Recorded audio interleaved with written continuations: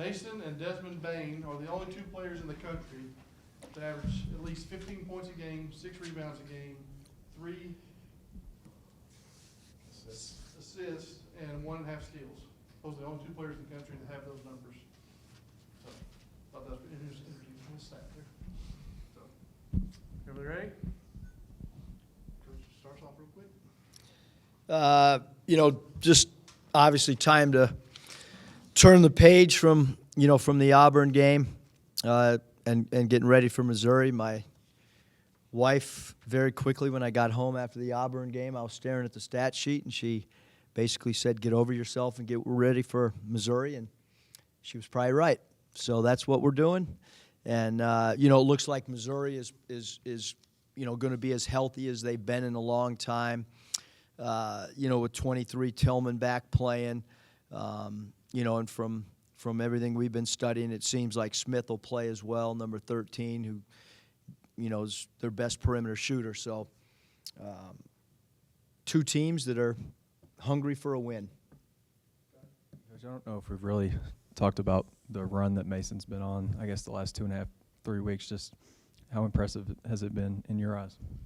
Yeah, I mean, what Mason's done is, he's played as well as anyone in the country of late, and again, I think it's just how hard he's worked, and I think he's just improved in so many areas. We've talked about it in the past after games and stuff. Just his ability as a ball handler, his ability in one-on-one situations, his ability to draw free throws attempted. And then I, to be honest with you, I mean, it's not often that in a college game a player would have 40 points and you would say that he probably passed up 2 or 3 shots where he should have been shot ready. And then even the one pass that he threw to to one of our fans across court, even that one, I wish he would have shot it. Yeah, Jimmy Witt obviously is from Columbia, so it's a homecoming game. So are you, right? I went to school there. Okay. I'm from Cape Girardeau, Missouri. Yeah. But you went there. I did go there. Okay. I was there only 4 years, though. I got made out in 4 years. It's a homecoming game for Jimmy. He's obviously coming off a really uncharacteristic offensive game for him. How do you think he'll respond, trying to have a bounce-back game back in his hometown? I mean, the great thing is he can't shoot any worse. That's the good thing. But he's responded. You look at maybe 2 games, Kentucky and Auburn, have been the 2 games that Jimmy struggled offensively, and he's bounced back from those. And his back's been bothering him for sure. He's been in getting a ton of treatment. He will not practice today. He will not even suit up today. But we're hopeful that he can bounce back and have a good game, and we're anticipating that he'll play. But we really, until we practice tomorrow, I don't know how much he'll be able to do tomorrow. You try to get guys. He did get an MRI too this morning. You've done a good job of trying to I get. think. You've done a good job of trying to get guys breathers, but then the guy you put in is. Yeah, how important is it for the guy that comes in and replaces, whether it's Mason, Jimmy, somebody, to step up and make plays to kind of get those guys some more minutes on? Yeah, we just have one thing that look, we're like right when I thought we had kind of figured out who we were. I thought we figured out our late game packages. I think roles were clearly defined. We had the injury. And so now we're kind of reinventing ourselves. All of a sudden now we're playing 2 bigs. Because of the makeup of our team, we can't play 5 guards anymore. We don't have 5 guards to even throw out there, which was kind of a mismatch for other people that we could do for short stretches. We don't even have the ability to put 5 guards out there. And then when you look at Adrio, Reggie, Ethan, Scylla, they're all kind of 4s and 5s. And so offensively, we're going to add some new plays today. We added 3 new plays prior to the Auburn game. We'll probably add another 3 or 4 today. We'll probably add 1 or 2 tomorrow because we have to run different plays based on who we are right now. Because Isaiah is such, I mean, when you think about the offense we ran with him, he was so heavily involved in stuff. And And so now we've got to change and we've got to tinker and, you know, yeah, we need somebody to step up. I know that's what the original question was, but we can't have somebody come in a game and get beat back door like we did against Auburn, and we don't get beat back door the rest of the, like that's not how our defense is schematically set up. So we need everybody to follow the game plan, and you know, when somebody's down, you need somebody to step up. And Mason stepped up offensively, but we need somebody to step up just to supply some minutes. Sorry. You're good. You mentioned Jimmy's struggles against Kentucky and Auburn. What have those two teams done against him? I don't know if it's anything in particular. Jimmy's back was obviously bothering him. I mean, for him to go get an MRI on, you know, our only off day of the week, you know, I mean, Kentucky for sure it was the length, I thought. Obviously Auburn's long and athletic as well, but just as, you know, Steph Curry has a bad game you know, I mean, it's just going to happen from an offense. He still had, you know, he had 3 steals or whatever. He rebounded the ball. He just put the ball in the hole that night.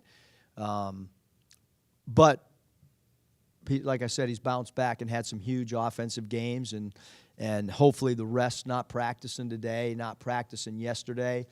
We always go light on a travel day, so in reality, he's kind of going to get 3 days off because I don't really need him to do anything tomorrow either.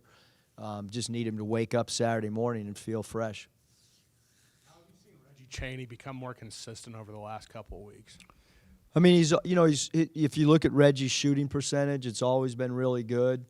This year, I think it's, you know, the area that we really needed Reggie to improve on was defensive rebounding, and I think that's, you know, of late he's done a really good job of defensive rebounding and then staying out of foul trouble. Just by the sheer numbers of situation, just what are you looking for from Ethan and Scylla when you do put them in? I mean, what are you hoping for? You know, I'm probably too honest with these press but just play your minutes. Like, just rebound, just defend. And then if you get a basket, that's extra for us. Don't come in and try to do anything other than, hey, just you know, how do you go from playing 30 seconds to playing 3 minutes? Well, just stay within the framework of what the team needs, which is energy, defensive rebounding. You know, that's what we need from those guys.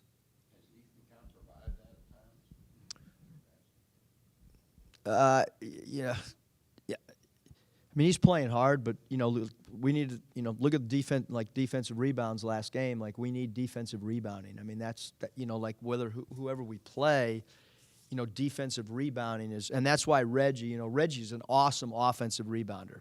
Like, he's awesome offensively rebounding. And offensive rebounding is usually a little bit harder than defensive rebounding, but for whatever reason, he's got a real knack at the offensive end to go get a putback and stuff. And an area that he's got to continue to improve on is defensive rebound. Same thing with Adriel. Like, both those guys uniquely are really good offensive rebounders, but need more. We need more, and they need more defensive rebounding in their game. And both of them, I think, made a big step in the right direction. You know, against Auburn.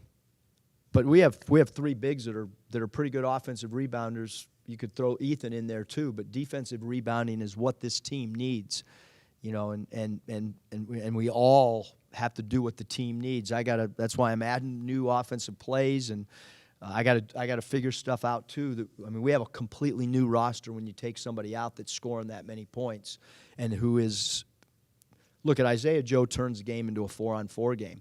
That's what he does because people don't ever leave him because of the threat of 3. So all these plays and sets and system that we have are kind of thrown out the window right now. He's not a high-volume guy when it comes to the stat sheet, but what have you seen from Mitchell Smith, number 5 from Missouri?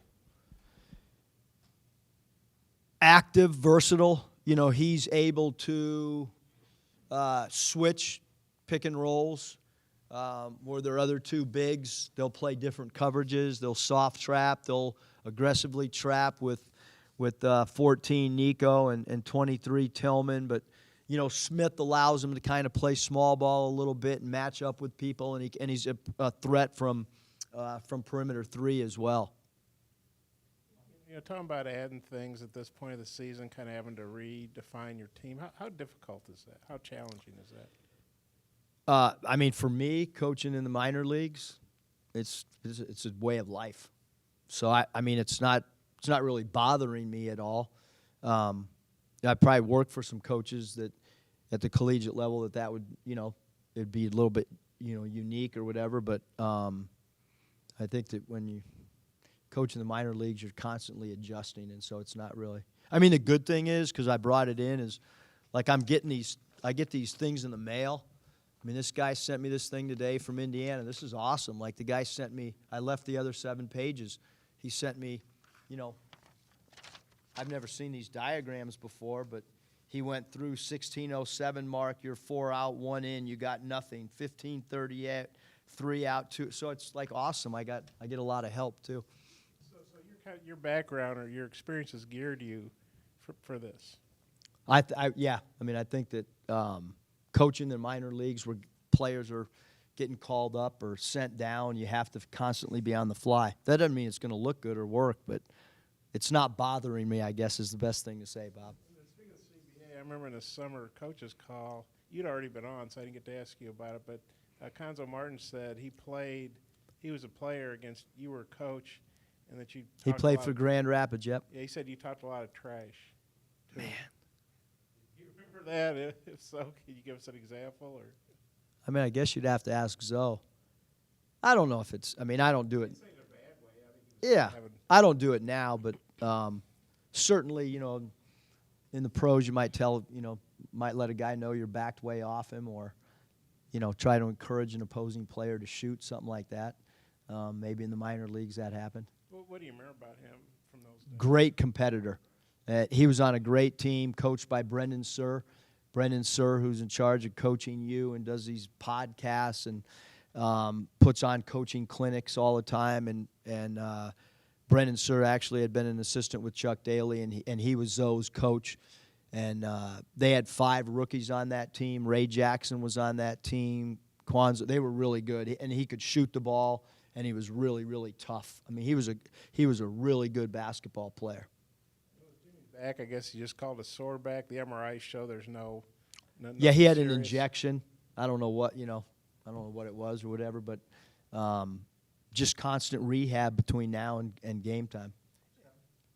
After some losses in conference play, what is it about this team's makeup that, I guess, the individual guys that allows them to bounce back the way they have more often than not?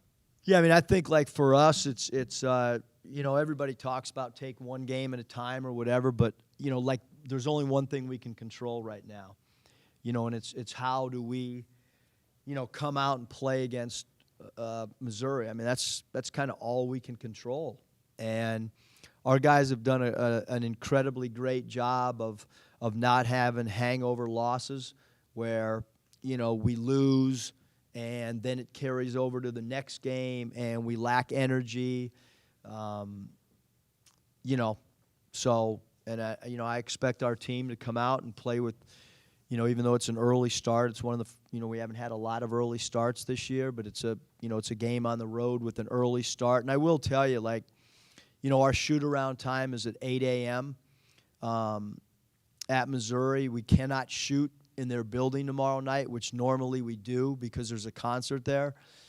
Yesterday, I was texting with the guys and, said we might let them sleep in on Saturday, and we're not going to be able to shoot Friday night, which we normally do. Probably won't have a shoot around because I don't want to get them up at 7:30 for an 8 o'clock shoot around. And got a phone call, and some of the guys said, hey, let's discuss having a shoot around, or let's figure out what we can do if we can't get in the gym. That's the type of guys, like 99.9% of the teams, if you told them that you had an 8 o'clock shoot around slot and you're going to let them sleep in, they would probably say, okay, great. They wouldn't, but I actually got a phone call yesterday, and it was from Mason, and said, hey, Coach, can we talk about, that? What does that say to you? It says all the things that we've talked about, Bob. You know what I mean? Like way back in the summer. You know, that they're buying in, that they have a high will to win, and I think they're showing maturity. I mean, I think when you get a phone call like that, you think it's a mature group, and it's a good phone call.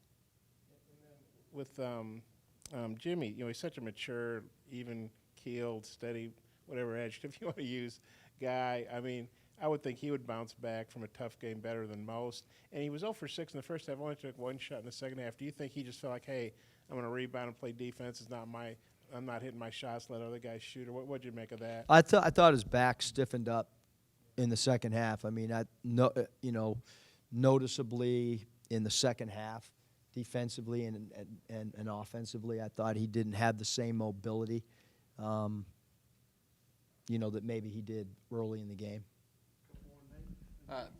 Just because of Mizzou's record, do you use like the Vanderbilt beating LSU or how they beat Florida at Missouri, when they've had their pieces, they beat Illinois. Illinois is a ranked team right now. I think Florida is one of the most talented teams in our league. I think Florida is one of the toughest matchups in our league. A lot of those guys, we played against them last year in the NCAA tournament. They're good. Missouri put it to them. And they have a all-league type center who's got great size, who has missed the last 8 games, Nate, and I think that affects them. And so, and Smith being out the last couple, Smith's a really good shooter. And so just as we're not the same team without Isaiah, they're not the same team without Tillman, and so I don't look at their record at all, because 1, they're good at home, and 2, they've beaten some great basketball teams. Obviously, you want to beat them on Tuesday night, but the atmosphere did deliver some pretty cool moments, especially maybe in the overtime period when Mason Jones kind of fell into the stands and he was limping a little bit, and then the crowd cheered him to life. Have you ever seen anything like that? And then maybe just about the basketball IQ of Bud Walton. Yeah, I mean, the crowds have been awesome. My family and I talk about them all the time, whether it's my son Michael or Danielle or, it's an incredible environment, great basketball IQ. I keep trying to let the players know, and I've said it 100 times, like, this type of atmosphere is so unique. Like, you have to appreciate it. Certainly I appreciate it, and I'm coming from a place that we sold out a lot of games in the last 3 years, but it wasn't as loud as what we're experiencing. Obviously, when you have, 9,000 more people in a building, that's, it's almost double the size of what I've been used to. But, we travel around to other SEC places, and they're not like this. I mean, and that's why it's so important that we play so hard every night. Like, we don't want to lose any of the momentum that we have with our fans respecting our effort. Nobody wants to lose. There's no excuses. We lost to Auburn because they played better than us. It doesn't matter who didn't play for us. There's never an excuse in our locker room. We want to learn from every loss. Like, why did we lose? Where's our holes? What's the other team's scouting report on us? Like, that's how you get better. Sometimes you don't get the results you want, but you got to continuously try to improve. I guess Tillman played 12 minutes at A&M. I think he had 2 points and 4 boards, and it was 4 points and 2 boards. But now he's going to have a couple extra days to practice. So how much better do you expect him to be? And like you said, it's really in the Mizzou team that's 1-6 in their last 7 games. This might not be the team you're seeing if Tillman, especially Smith, are back. Yeah, I mean, I think that any time a player gets to practice, because it's my understanding that he didn't hardly practice at all, if at all, prior to the Texas A&M game. And now he's got a game under his belt, and you get a couple practices, and you get extra reps. You're back at home. I think all those things are look, Missouri's looking at this game, and they're circling it, saying this is a game that we got to go win, and And for us, it's a game that we got to go try to figure out a way to win, you know. So I think you're going to see great effort from both teams. Thanks.